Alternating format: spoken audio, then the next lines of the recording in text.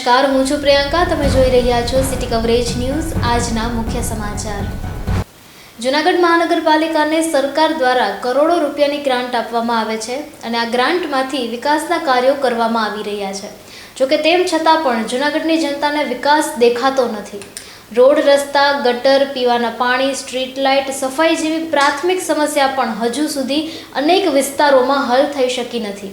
Corporation દ્વારા અબજો રૂપિયાનો ખર્ચો કરાય છે, છતાં પણ તેના મીઠા ફળ જૂનાગઢના નાગરિકોને મળતા નથી, ઉલટાના માઠા ફળ મળે છે. તેમ છતાં પણ કોર્પોરેશને કરોડો રૂપિયાના કામ પૂર્ણ થયા હોવાનો દાવો કર્યો છે. જૂનાગઢ મહાનગરપાલિકાએ જણાવ્યું છે કે અમૃત 1.0માં કુલ 18 પ્રોજેક્ટ હતા. આ પ્રોજેક્ટનો ખર્ચ 126.35 કરોડ રૂપિયા હતો. આ તમામ કામો પૂર્ણ થઈ ગયેલા છે. જોકે મહાનગરપાલિકા તંત્રનો આ દાવો કેટલો સાચો છે એ તો હવે આ જૂનાગઢની જનતા છે અને એ બધું જાણે જ છે. બ્રહ્માકુમારી ઈશ્વરીય વિશ્વવિદ્યાલયના મુખ્ય સંચાલિકા અને Gujarat additional zone incharge Rajyogini Brahmakumari Damayanti Didi ગુરુવારે 13 નવેમ્બરે વહેલી સવારે અવ્યક્ત વતનવાસી બન્યા છે.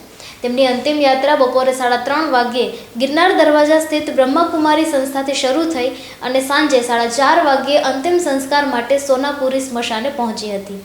અંતિમ યાત્રાના રૂટ પર વિવિધ સામાજિક, સેવાભાવી, શૈક્ષણિક સંસ્થાઓ, અધિકારીઓ, પદાધિકારીઓ, રાજકીય નેતાઓ અને મુખ્ય મહિલા સંસ્થાઓએ પુષ્પાંજલિ અર્પણ આપી હતી.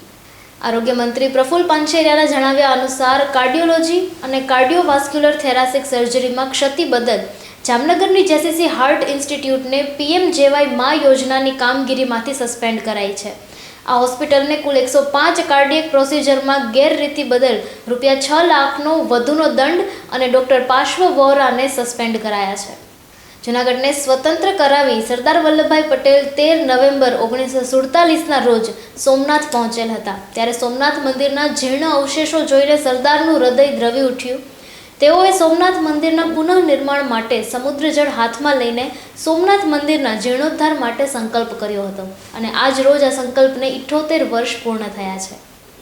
જૂનાગઢના મધુરમ વિસ્તારમાં આવેલ નક્ષત્ર બંગલો નજીક થોડા સમય પહેલા જ પીવાના પાણીની પાઇપલાઇન નાખવામાં આવી છે. આ પાઇપલાઇનમાં લીકેજ થવાથી હજારો લીટર પાણીનો વેડફાટ થઈ રહ્યો છે. તેમ છતાં તંત્રના ધ્યાને તો કંઈ આવ્યું જ નથી.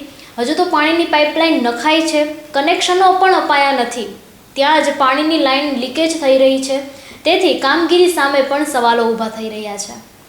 ઝાંઝરડા રોડ ભગીરથ એપાર્ટમેન્ટ પાસે ભૂગર્ભ ગટર જામ થઈ ગઈ હતી, જેને કારણે લોકોના ગટરના પાણીનો નિકાલ અટકી ગયો હતો.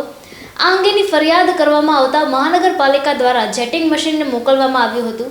આ મશીનની મદદ વડે ગટરને સાફ કરી હતી.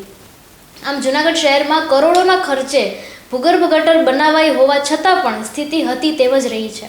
પરિણામે ભૂગર્ભ ગટરની કરેલી કામગીરી સામે સવાલ ઊભા થયા છે. વિખ્યાત સહેલાણી સ્થળો ઉપર વિદેશી અને અન્ય રાજ્યોના પ્રવાસીઓની સંખ્યામાં નોંધપાત્ર વધારો ન થતાં ગુજરાતમાં વ્યાપાર ઉદ્યોગને પ્રોત્સાહન આપવા તેમજ પ્રયાસને પણ વેગ આપવા માટે રાજ્ય સરકાર તેની શરાબબંધી નીતિમાં મહત્વના ફેરફાર કરી રહી છે. જેમાં આંતરરાષ્ટ્રીય ફાઇનાન્શિયલ સિટી તરીકે ગાંધીનગર પાસે ખાસ તૈયાર કરાયેલું ગિફ્ટ સિટી, જ્યાં શરાબબંધીના કાનૂન હળવા બનાવી અને આ ગિફ્ટ સિટીની મર્યાદામાં ડાઇન વિથ વાઇન એટલે કે હોટેલ રેસ્ટોરાંને પણ શરાબ પીરસવાની મંજૂરી આપવામાં આવી છે.